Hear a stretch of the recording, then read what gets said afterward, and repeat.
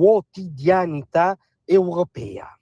Sta diventando un eterno ritorno giornaliero, sta diventando l'ABC delle strade, delle città e dei territori del vecchio continente, il continente che avrebbe generato una serie di ammenicoli culturali come la dignità intrinseca della persona, la sacralità della vita, i diritti dell'individuo e via dicendo, che sono oggi nelle strade d'Europa esposti ogni giorno all'aggressione spiccia, dietro l'angolo, quotidiana, quindi tanto più incontrollabile e terrificante col coltello.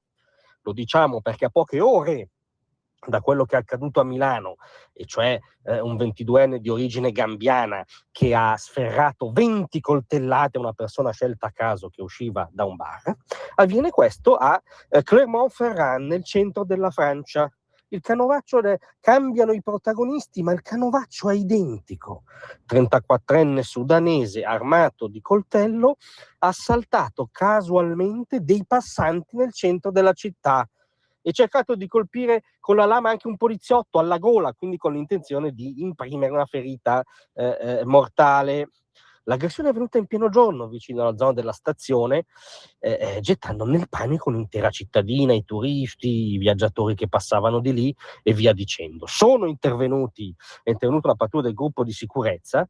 Questo signore non ha dato minimamente segno di calmarsi, anzi ha aggredito anche i poliziotti, ha appunto cercato di accoltellare alla giugulare uno di loro, un altro ha estratto l'arma di ordinanza e ha esploso 3 colpi. Il sudanese è stato raggiunto all'addome e al fianco, è stato poi neutralizzato, arrestato, portato in ospedale, non è in immediato pericolo di vita. Ha ferito 3 persone, le cui condizioni, anche se non risultano al momento in pericolo di vita.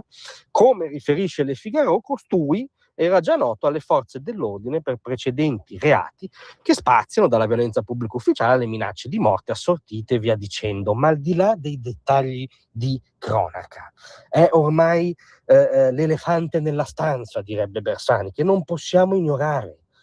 Una volta almeno al giorno nelle strade di Europa qualcuno aggredisce col coltello a caso qualcun altro.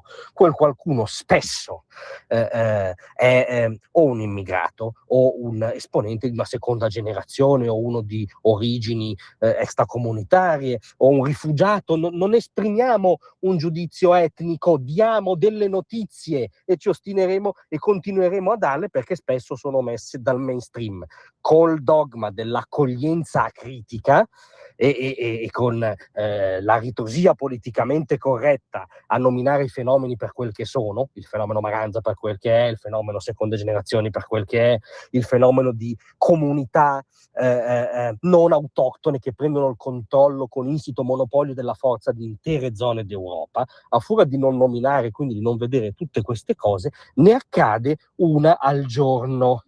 Allora ci rifiutiamo di rassegnarci al fatto che l'aggressione casuale col coltello, che può accadere a chiunque, in qualunque momento, a chi vi parla, a voi che mi ascoltate, a chiunque si aggiri in una strada europea, non può essere la nuova normalità. Non può essere la nuova normalità, sia figlia del disagio psichico, della delinquenza comune, di echi terroristici, perché ricordiamo che l'ISIS diffonde documenti in Europa dove sprona tutti alla politica dei 100 tagli da infliggere coi coltelli agli infedeli. Al momento non risulta ci siano elementi di terrorismo per questo caso, ma poco conta ai fini di chi ha aggredito. Conta che la nuova norma nelle strade europee è l'aggressione casuale col coltello.